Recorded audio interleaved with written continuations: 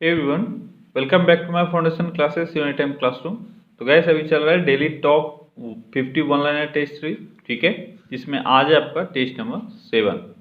और टाइम क्या है? टाइम है डेली 7:30 मॉर्निंग में ये सेशन आता है, ठीक है। तो जिसको भी लाइव टेस्ट देना है वो 7:30 मॉर्निंग में आ जाया करो। तो चलिए स्टार्ट करते हैं आज का टेस्ट। तो आज का आपका पहला क्वेश्चन है, प्राचीन भारतीय भौगोलिक मान्यता के अनुसार भारतवर्ष किस द्वीप का खंड था? प्राचीन भारतीय भौगोलिक मान्यता के अनुसार भारतवर्ष किस द्वीप का खंड था?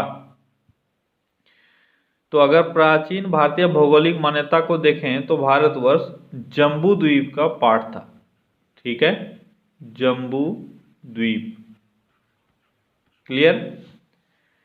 अगला क्वेश्चन है, भारत में मानव के सर्वप्रथम साक्ष्य कहां से प्राप्त हुए थे?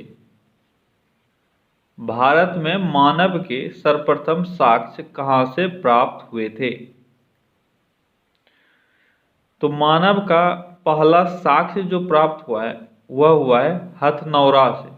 कहां से हुआ है? हथनौरा से, ठीक है। हथनौरा ये कहाँ है? यह है एमपी में, और हथनौरा एक गांव है, लेकिन किस डिस्ट्रिक्ट में है ये भी आपसे पूछा जा सकता है। कई बार सिर्फ डिस्ट्रिक्ट आपको मिल सकता है ऑप्शन में। तो यह है सीहोर डिस्ट्रिक्ट, ठीक है, सीहोर डिस्ट्रिक्ट, ये याद रखना, सीहोर डिस्ट्रिक्ट एमपी। ये एमपी में एक जगह है हथनौरा। हथनौरा किस डिस्ट्रिक्ट में है? सीहोर डिस्ट्रिक्ट में। अगला क्वेश्चन है, पाषाण संस्कृति से लेकर हड़प्पा सभ्यता तक के सांस्कृतिक अवशेष किस पुरास्थल से प्राप्त हुए हैं? यानी एक स्थल आपको बताना है जहां से आपको पाषाण काल से लेकर हड़प्पा काल तक के सांस्कृतिक अवशेष मिले हैं। वह है मेहरगढ़, ठीक है। अगला क्वेश्चन है, जूते हुए खेत का साक्ष्य किस पुरातात्विक स्थल से प्राप्त हुए हैं? जूते हुए खेत का साक्ष्य किस पुरातात्विक स्थल से प्राप्त हुए हैं? तो यह है कालीबंगा। कालीबंगा से जूते हुए खेत का साक्ष्य प्राप्त हुआ है। अगला क्वेश्चन है, प्राचीनतम अस्थाई जीवन, ठीक है, ये जीवन नहीं है, जीवन। प्राचीनतम अस्थाई जीवन के प्रमाण कहां से प्राप्त हुए? प्राचीनतम अस्थाई जीवन के प्रमाण कहां से प्राप्त हुए? क्वेश्चन को यहां पे समझो। अस्थाई जीवन का मतलब क्या हुआ? पहले देखो जीवन कैसा होता था, कुवंतु भोटिया वाला जीवन होता था, यानी एक जगह से दूसरे जगह ये लोग हमेशा चलते रहते थे खाना के तलाश में, जो इंसान है, जिस तरह से अभी जानवर चलते रहते हैं, ठीक है। लेकिन सबसे पहले अस्थाई जीवन का प्रमाण, यानी एक जगह फिक्स होकर वो लोग रहने लगे, इसका प्रमाण कहां से मिला है? इसका प्रमाण मिला है मेहरगढ़ से। कहां से मिला है? मेहरगढ़ से इसका प्रमाण मिला है। क्लियर। अगला क्वेश्चन क्या है? अगला क्वेश्चन है, पाषाण युग के लोग के पास प्रथम घरेलू पशु कौन सा था? ये तो आसान सा क्वेश्चन है, बहुत बार आपने पढ़ा है कि सबसे पहले किस पशु को पालतू बनाया गया? तो वो है कुत्ता। अगला क्वेश्चन है, प्रमाणों के अनुसार पशुपालन का प्रारंभ किस काल से माना जाता है? पशुपालन का प्रारंभ किस काल से माना जाता है? तो पशुपालन का प्रारंभ मध्य पाषाण युग से माना जाता है, ठीक है, मध्य पाषाण काल से। अगला क्वेश्चन है, मध्य पाषाण काल में पशुपालन के प्राचीनतम साक्ष्य कहां से मिले हैं? मध्य पाषाण काल में पशुपालन के प्राचीनतम साक्ष्य कहां से मिले हैं? तो प्राचीनतम साक्ष्य जो मिला है पशुपालन का वह मिला है आदमगढ़ से। आदमगढ़ से, ठीक है। अगर आपको अस्थाई जीवन का प्रमाण पूछा जाए तो आपका आंसर होगा मेहरगढ़। वहीं पे पशुपालन का प्राचीनतम साक्ष्य अगर पूछा जाए तो होगा आदमगढ़ से। क्लियर। अगला क्वेश्चन है, मानव द्वारा खद्यान्नों की कृषि सर्वप्रथम किस काल में प्रारंभ हुआ? मानव के द्वारा खद्यान्नों की कृषि सर्वप्रथम किस काल में प्रारंभ हुआ? तो ये प्रारंभ हुआ था नवपाषाण काल में। ठीक है, नवपाषाण काल में खद्यान्नों की कृषि यानी खेती का जो रिवाज है वह चालू हुआ। अगला क्वेश्चन है, मानव द्वारा प्रयोग में लाया जाने वाला अनाज कौन सा था? मानव द्वारा प्रयोग में लाया जाने वाला प्रथम अनाज कौन सा था? तो सबसे पहले मानव ने किस अनाज को प्रयोग में लाया? तो जौ, ठीक है, गेहूं, ये दो अनाज था जिसको सबसे पहले लोगों ने प्रयोग में लाया, जौ और गेहूं। जौ और गेहूं में भी जौ को सबसे पहले प्रयोग में लाया गया था। अगला क्वेश्चन है, गुलाम वंश का अंत कब हुआ था? गुलाम वंश का अंत कब हुआ? गुलाम वंश का अंत कब हुआ था? जल्दी बताओ, गुलाम वंश का अंत कब हुआ? तो गुलाम वंश का अंत 1290 ईस्वी में हुआ था। 1290 ईस्वी में। गुलाम वंश की शुरुआत कब हुई थी? 1206 ईस्वी में। ठीक है, और 1206 ईस्वी से लेकर 1290 ईस्वी तक गुलाम वंश चला। क्लियर?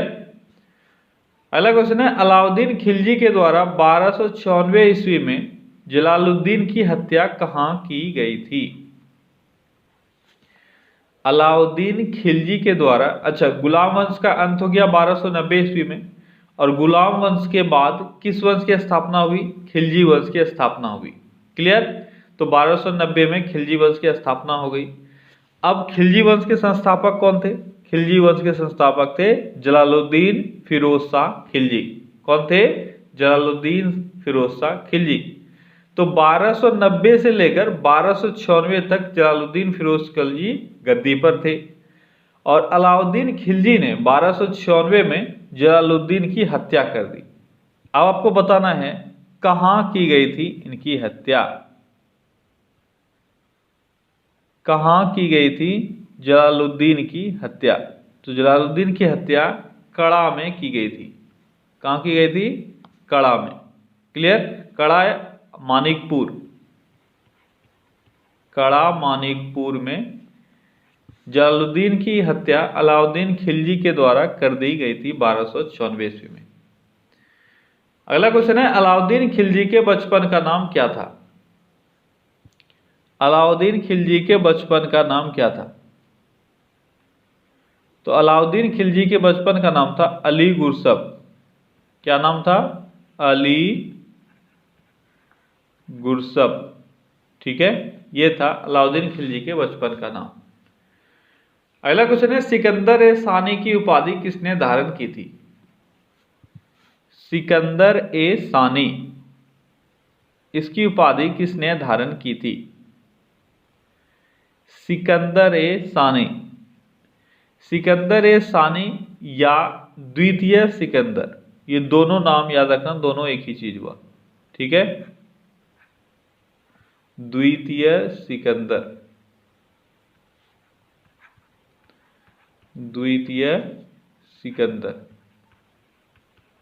क्लियर? दोनों में से कोई भी आपसे पूछा जाता है। तो सिकंदर ए सानी या द्वितीय सिकंदर की उपाधि किसके द्वारा धारण की गई थी? अलाउद्दीन खिलजी के द्वारा। अलाउद्दीन खिलजी के द्वारा। अगला क्वेश्चन है, अलाउद्दीन खिलजी को मलिक कफूर किसने भेंट किया था? अलाउद्दीन खिलजी को मलिक कफूर किसने भेंट किया था? मलिक कफूर के बारे में पता है, मलिक कफूर को गुजरात अभियान के दौरान खरीदा गया था 1000 दिनार में। ठीक है, तो किसने इसको खरीदा था और लाकर अलाउद्दीन खिलजी को भेंट किया था, ये आपको बताना है। तो नुसरत खां। ठीक है, नुसरत खां, इंपॉर्टेंट नाम है, याद रखना। नुसरत खां जो एक जनरल था अलाउद्दीन खिलजी का। इसने गुजरात अभियान के दौरान लगभग 1299 ईस्वी में 1000 दिनार में मलिक कफूर को खरीदा था और लाकर अलाउद्दीन खिलजी को भेंट कर दिया था, इसीलिए इसको 1000 दिनारी भी कहा जाता है। अगला क्वेश्चन है, अलाउद्दीन खिलजी ने राणा रतन सिंह के समय चित्तौड़ पर कब आक्रमण किया था? चित्तौड़ पर आक्रमण किया गया था अलाउद्दीन खिलजी के द्वारा, और जब अलाउद्दीन खिलजी ने चित्तौड़ पर आक्रमण किया था उस वक्त वहां के राजा कौन थे? उस वक्त वहां के राजा थे राणा रतन सिंह। अब ये आपको बताना है ये अभियान कब चला था। 1303 ईस्वी में ये अभियान चला था, यानी ये आक्रमण किया गया था। अगला क्वेश्चन है, तेलंगाना के किस शासक ने मलिक कफूर को विश्व प्रसिद्ध कोहिनूर हीरा भेंट किया था? मलिक कफूर साउथ इंडिया के अभियान पे जब गया था उस वक्त तेलंगाना के एक शासक ने मलिक कफूर को कोहिनूर हीरा भेंट किया। अब आपको बताना है वह शासक कौन था। वह शासक कौन था? कौन था? वह था प्रताप रुद्रदेव द्वितीय। प्रताप रुद्रदेव द्वितीय, ठीक है। प्रताप रुद्रदेव द्वितीय यह कहाँ का शासक था? तेलंगाना, यानी उस वक्त का वारंगल का शासक था, और इसने मलिक कफूर को कोहिनूर हीरा भेंट किया था, और मलिक कफूर ने ये लाकर किसको दे दिया था? अलाउद्दीन खिलजी को दे दिया था। अगर आपसे यहाँ पे एक और क्वेश्चन बन सकता है, अगर आपसे वो पूछ लिया जाए किस वंश के शासक ने, तो ये किस वंश का था? ये था काकतीय वंश, ठीक है। ये भी आप नोट डाउन कर लो, काकतीय रूलर था ये, ठीक है। अगला क्वेश्चन है, मलिक कफूर द्वारा सर्वप्रथम किस दक्षिण भारतीय राज्य पर आक्रमण किया गया था? मलिक कफूर के द्वारा साउथ इंडिया में सबसे पहले किस राज्य पर आक्रमण किया गया था? तो सर्वप्रथम देवगिरी पर आक्रमण किया गया था। कहां पर? देवगिरी पर। साउथ इंडिया में मलिक कफूर ने सबसे पहले देवगिरी पर आक्रमण किया। अगला क्वेश्चन है, दिल्ली सल्तनत का वह कौन सा सुल्तान था जिसने नकद वेतन के साथ अस्थाई सेना का संगठन किया था? बहुत इंपॉर्टेंट क्वेश्चन है ये सारे, जल्दी से बताओ क्या होगा आंसर।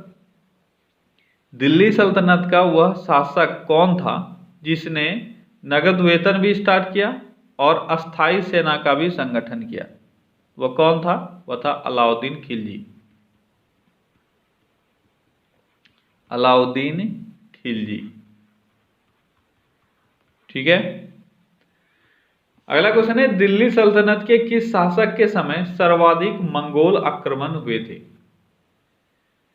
सर्वाधिक मंगोल आक्रमण किस शासक के समय में हुआ था दिल्ली सल्तनत पर? तो अलाउद्दीन खिलजी के टाइम में ही सर्वाधिक मंगोल आक्रमण हुआ था, ठीक है। अगला क्वेश्चन है, घोड़े के नाल के आकार की मेहराब का प्रयोग सर्वप्रथम कहां किया गया था? घोड़े की नाल के आकार का मेहराब का प्रयोग सर्वप्रथम कहां किया गया था? ये मेहराब क्या होता है? ये आर्च होता है, ठीक है। जिसको भी समझने में प्रॉब्लम है वो इंग्लिश में अगर आता है आर्च, ठीक है। आर्च क्या होता है? ये इस तरह का जो शेप यूज किया जाता है इसी को आर्च बोलते हैं। क्लियर? तो आपको बताना है घोड़े के नाल का आकार का मेहराब का प्रयोग सर्वप्रथम कहां किया गया था? तो इसका प्रयोग सर्वप्रथम अलाई दरवाजा में किया गया है। अलाई दरवाजा में, ठीक है। अलाई दरवाजा में सबसे पहले मेहराब का डिजाइन जो है वह घोड़े के नाल के आकार का रखा गया है। अगला क्वेश्चन है, अलाउद्दीन खिलजी ने बाजार के नियंत्रण के लिए किस विभाग का गठन किया था? अब बाजार के नियंत्रण से अलग अलग तरह के क्वेश्चंस पूछे जा सकते हैं, ठीक है। यहाँ पे टोटल 4 विभाग का स्थापना इसने किया था। तो आज आपको सिर्फ बताना है बाजार के नियंत्रण के लिए किस विभाग का गठन हुआ था। तो बाजार के नियंत्रण के लिए एक विभाग का गठन हो गया था जिसका नाम था दीवान ए रियासत। ठीक है, दीवान ए रियासत ये बाजार के नियंत्रण के लिए एक विभाग था और इसके अधिकारी होते थे बाजार नियंत्रक। ठीक है, इसी तरह से और भी विभाग है जैसे विदर ए मंडी, सहना ए मंडी और मनैयान। ठीक है, ये 3 विभाग इसके अलावे और भी हैं जिसके अधिकारी अलग अलग होते थे। तो आपको ध्यान देना है किस चीज का विभाग पूछा गया है। अगला क्वेश्चन है, सिख साम्राज्य का संस्थापक किसको माना जाता है। सिख साम्राज्य का संस्थापक किसको माना जाता है। तो सिख साम्राज्य का संस्थापक महाराजा रणजीत सिंह को माना जाता है। महाराजा रणजीत सिंह को। ठीक है, अगला क्वेश्चन है, महाराजा रणजीत सिंह किस मिसल से संबंधित थे। महाराजा रणजीत सिंह किस मिसल से संबंधित थे। तो महाराजा रणजीत सिंह सुकरचकिया मिसल से संबंधित थे। बहुत बार ये पूछा गया है। अगला क्वेश्चन है, महाराजा रणजीत सिंह ने सुप्रसिद्ध कोहिनूर हीरा किससे प्राप्त किया था। अभी आपको मैंने बताया अलाउद्दीन खिलजी ने किससे प्राप्त किया था, कहां से मिला था अलाउद्दीन खिलजी को। अब आपको बताना है महाराजा रणजीत सिंह ने कोहिनूर हीरा किससे प्राप्त किया था। तो महाराजा रणजीत सिंह ने कोहिनूर हीरा शाह शुजा से प्राप्त किया था। किससे? शाह शुजा से। ठीक है, अगला क्वेश्चन है, महाराजा रणजीत सिंह और अंग्रेज के बीच अमृतसर की संधि कब हुई थी। महाराजा रणजीत सिंह और अंग्रेज के बीच में कौन सा संधि हुआ था? अमृतसर का संधि। आपको बताना है कब हुआ था। ये हुआ था 1809 ईस्वी में। 25 अप्रैल 1809 ईस्वी को अमृतसर की संधि हुई थी महाराजा रणजीत सिंह और अंग्रेज के बीच में। ठीक है, अगला क्वेश्चन है, प्रथम आंग्ल सिख युद्ध किस संधि से समाप्त हुआ था। प्रथम आंग्ल सिख युद्ध किस संधि से समाप्त हुआ था? किस संधि से समाप्त हुआ था? लाहौर की संधि से। ठीक है, लाहौर की संधि। लाहौर की संधि से प्रथम आंग्ल सिख युद्ध समाप्त हुआ था। और कब हुआ था? 1846 में। ठीक है, 1846 में प्रथम आंग्ल सिख युद्ध समाप्त हुआ था लाहौर की संधि से। अगला क्वेश्चन है, महाराजा रणजीत सिंह का उत्तराधिकारी कौन था। महाराजा रणजीत सिंह का उत्तराधिकारी कौन था? तो महाराजा रणजीत सिंह का उत्तराधिकारी खड़ग सिंह था। कौन था? खड़ग सिंह। ये था महाराजा रणजीत सिंह का उत्तराधिकारी। अगला क्वेश्चन है, द्वितीय आंग्ल सिख युद्ध किस गवर्नर जनरल के कार्यकाल में हुआ था। द्वितीय आंग्ल सिख युद्ध किस गवर्नर जनरल के कार्यकाल में हुआ था? तो कब हुआ था? अगर ये आपको याद है तो आप गवर्नर जनरल आसानी से कर सकते हो। तो द्वितीय आंग्ल सिख युद्ध 1848 मैं यहां पे लिख देता हूं, 1848 से 1849 तक चला था। ठीक है, अब तो आप कर लोगे। कौन था उस वक्त गवर्नर जनरल? तो उस वक्त था डलहौजी। ठीक है, तो द्वितीय आंग्ल सिख युद्ध डलहौजी के समय में हुआ था। अगला क्वेश्चन है, राष्ट्रीय आय लेखा प्रणाली का जन्मदाता कौन है। राष्ट्रीय आय लेखा प्रणाली का जन्मदाता कौन है? राष्ट्रीय आय लेखा प्रणाली का जन्मदाता कौन है?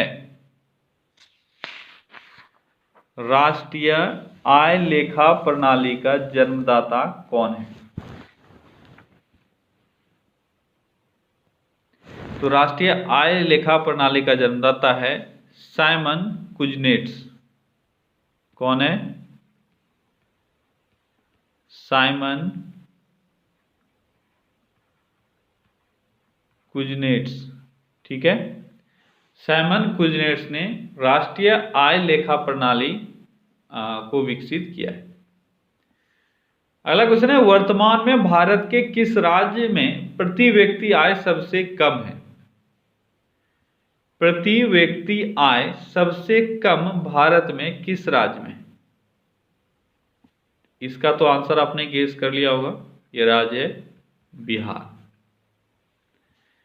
अगला क्वेश्चन है, भारत में सर्वप्रथम राष्ट्रीय आय की गणना किसने की थी? भारत में राष्ट्रीय आय की गणना सर्वप्रथम किसने की थी? किसने की थी? तो दादा भाई नेहरूजी ने। दादा भाई नौरोजी ने सर्वप्रथम राष्ट्रीय आय की गणना की थी। अगला क्वेश्चन है, भारत में सर्वप्रथम राष्ट्रीय आय की गणना कब की गई थी? दादा भाई नेहरूजी ने की थी, लेकिन कब की थी? 1863 में। और दादा भाई नेहरूजी ने अपने पुस्तक poverty and un British rule in India में प्रति व्यक्ति आय कितनी बताई थी? बहुत ही फेमस बुक है poverty and un British rule in India. ये किसने लिखा है? दादा भाई नेहरूजी ने। आपको बताना है इसमें इन्होंने प्रति व्यक्ति आय कितना बताया था। तो प्रति व्यक्ति आय बताया था इसमें इन्होंने कितना? 20 रुपया। ठीक है, कितना बताया था? 20 रुपया। अगला क्वेश्चन है, वर्तमान में किस राज्य में औसत प्रति व्यक्ति आय सर्वाधिक है? सबसे कम आपने देखा बिहार में है, आपको बताना है सबसे अधिक का है। सबसे अधिक है गोवा। गोवा के लोगों का प्रति व्यक्ति आय सर्वाधिक है और सबसे कम है बिहार में। हिंदू वृद्धि दर किससे संबंधित है? हिंदू वृद्धि दर किस चीज से संबंधित है? तो हिंदू वृद्धि दर राष्ट्रीय आय से संबंधित है। राष्ट्रीय आय से संबंधित है हिंदू वृद्धि दर। अगला क्वेश्चन है, राष्ट्रीय सांख्यिकी आयोग की स्थापना किस समिति की अनुशंसा पर की गई थी? राष्ट्रीय सांख्यिकी आयोग की स्थापना किस समिति के अनुशंसा पर की गई थी? राष्ट्रीय सांख्यिकी आयोग यानी नेशनल स्टैटिस्टिकल कमीशन, इसकी स्थापना सी रंगराजन समिति के सिफारिश पे की गई थी। सी रंगराजन समिति। ठीक है, सी रंगराजन समिति के सिफारिश पर राष्ट्रीय सांख्यिकी आयोग की स्थापना की गई थी। अगला क्वेश्चन है, राष्ट्रीय सांख्यिकी दिवस कब मनाया जाता है? राष्ट्रीय सांख्यिकी दिवस कब मनाया जाता है? राष्ट्रीय सांख्यिकी दिवस कब मनाया जाता है? राष्ट्रीय सांख्यिकी दिवस कब मनाया जाता है? तो 29 जून को। ठीक है, 29 जून को राष्ट्रीय सांख्यिकी दिवस मनाया जाता है। क्यों मनाया जाता है? क्योंकि इस दिन पीसी महालनोबिस का जन्मदिन है। ठीक है, तो पीसी महालनोबिस के जन्मदिन पर प्रत्येक वर्ष 29 जून को नेशनल स्टैटिस्टिक्स डे मनाया जाता है। अगला क्वेश्चन है, ओलंपिक ध्वज सर्वप्रथम कब फहराया गया था? ओलंपिक ध्वज को सर्वप्रथम कब फहराया गया था? कब फहराया गया था? तो देखो, ओलंपिक से आपको ओलंपिक ध्वज, ओलंपिक मशाल, ओलंपिक खेलों में शुभंकर, ठीक है, ये सब चीजें कब अपनाई गई ये भी आपसे पूछे जाते हैं, तो इसलिए सबका ईयर आपको याद रखना है। तो ओलंपिक ध्वज सर्वप्रथम 1920 में फहराया गया था। ठीक है, और इस बार एंटवर्प में ओलंपिक खेल हुआ था और इसी बार सबसे पहले ध्वज फहराया गया।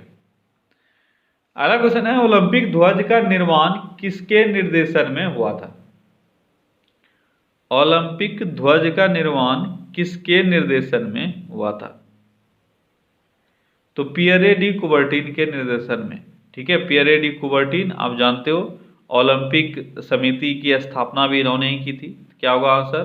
आंसर होगा पियरे डी कुबर्टी।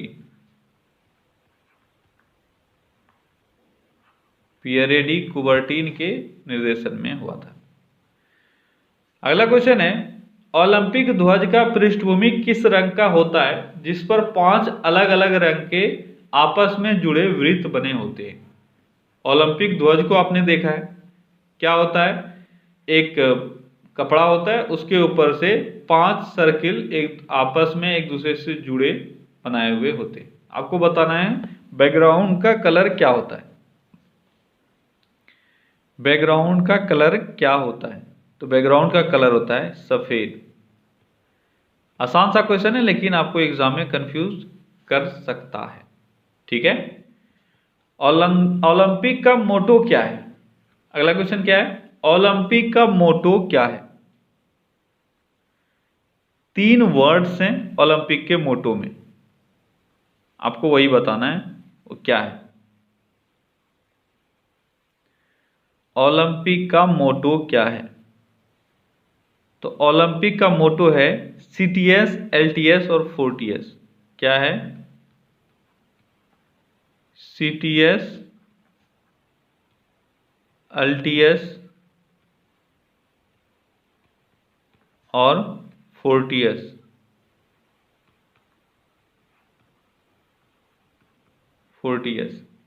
ये 3 टर्म है, CTS, LTS और 4TS। इसका मतलब होता है, CTS का मतलब होता है तेज, ठीक है, LTS का मतलब होता है ऊंचा और 4TS का मतलब होता है बलवान। ये तीनों चीज आपको याद रखना है। CTS, LTS, 4TS, तेज, ऊंचा और बलवान। ठीक है, ये है ओलंपिक मोटो। ओलंपिक मोटो की शुरुआत कब हुई थी? ओलंपिक मोटो की शुरुआत 1924 ईस्वी में हुई थी। अगला क्वेश्चन है, ओलंपिक मसाल की शुरुआत कब हुई थी? ओलंपिक मसाल की शुरुआत कब हुई थी? तो ओलंपिक मसाल की शुरुआत हुई थी 1928 ईस्वी में। और इस बार का ओलंपिक खेल 1928 में कहाँ हुआ था? एम्स्टर्डम में। 1924 में कहाँ हुआ था? पेरिस में। ठीक है, ये सब भी जगह भी आपको याद रखना है। अगला क्वेश्चन है, ओलंपिक मसाल को कैसे जलाया जाता है? ओलंपिक मसाल को कैसे जलाया जाता है? तो ओलंपिक मसाल को सूर्य प्रकाश से जलाया जाता है। ठीक है, सूर्य प्रकाश से कैसे जलाया जाता है? आप जानते हो, सूर्य प्रकाश को अगर आप कॉन्वेक्स लेंस पे आप डालोगे तो क्या होता है, एक जगह ये कलेक्ट हो जाता है और अगर नीचे आप कागज वगैरह कुछ रखोगे तो ये जल भी जाता है। ठीक है, इसी प्रिंसिपल को यूज करके ओलंपिक मसाल को जलाया जाता है। हर एक ओलंपिक में इसी तरह से जलाया जाता है। ये मत समझना कि शुरुआत में सिर्फ इसको ऐसा जलाया गया था, नहीं, हर एक बार जलाया जाता है और एक ही जगह हर एक साल ओलंपिक मसाल जलाया जाता है। आपको बताना है वह कहाँ जलाया जाता है। हर एक ओलंपिक में मसाल को कहाँ जलाया जाता है? कहाँ जलाया जाता है? ओलंपिया का एक मंदिर है, हेरा मंदिर, जहां से इसकी शुरुआत हुई। तो मैं लिख देता हूं, ओलंपिया के हेरा मंदिर, हेरा मंदिर के पास। ठीक है, ये हेरा मंदिर ओलंपिया में है। यहीं पे मंदिर के पास सूर्य प्रकाश से ओलंपिक मसाल को जलाया जाता है। उसके बाद जहां भी ओलंपिक हो रहा है, ठीक है, वहां तक इसको जलता हुआ लेके जाया जाता है। क्लियर? अगला क्वेश्चन है, दादा साहेब फाल्के पुरस्कार की शुरुआत कब हुई थी? दादा साहेब फाल्के पुरस्कार की शुरुआत कब हुई थी? दादा साहेब फाल्के पुरस्कार की शुरुआत कब हुई थी? इसकी शुरुआत 1969 में हुई थी। अगला क्वेश्चन है, दादा साहेब फाल्के पुरस्कार भारत सरकार के किस मंत्रालय द्वारा प्रदान किया जाता है? बहुत ही अच्छा क्वेश्चन। दादा साहेब फाल्के पुरस्कार भारत सरकार के किस मंत्रालय के द्वारा दिया जाता है? तो ये पुरस्कार सूचना एवं प्रसारण मंत्रालय के द्वारा दिया जाता है। इसके द्वारा सूचना एवं प्रसारण मंत्रालय। ठीक है। अगला क्वेश्चन है, भारत का दूसरा सबसे बड़ा वीरता पुरस्कार कौन सा है? भारत का दूसरा सबसे बड़ा वीरता पुरस्कार, सबसे बड़ा वीरता पुरस्कार नहीं पूछा जा रहा है, ना ही सबसे बड़ा पुरस्कार पूछा जा रहा है। यहां पे भी बहुतों को कंफ्यूजन होता है। ठीक है, सबसे बड़ा, दूसरा सबसे बड़ा वीरता पुरस्कार पूछा जाता है। तो देखो, महावीर चक्र, यह है दूसरा सबसे बड़ा वीरता पुरस्कार। कौन सा? महावीर चक्र। ठीक है। अगर सबसे बड़ा वीरता पुरस्कार पूछा जाए तो वो है परमवीर चक्र, दूसरा है महावीर चक्र और तीसरा है वीर चक्र। ठीक है, ये तीनों आपको याद रखना है। अगला क्वेश्चन है, भारत में ज्ञानपीठ पुरस्कार की शुरुआत कब हुई थी? भारत में ज्ञानपीठ पुरस्कार की शुरुआत कब हुई थी? जो साहित्य के क्षेत्र में दिया जाता है ये ज्ञानपीठ पुरस्कार, इसकी शुरुआत हुई थी 1965 ईस्वी में। ठीक है। तो ओके गाइस, तो आज का 50 क्वेश्चंस यहाँ पे पूरा होता है। आई होप कि आज का सेट भी आपको अच्छा लगा होगा और बहुत चीज आपने सीखा होगा। चलिए, कल फिर से मिलते हैं अगले सेट में। Till then take care, bye bye.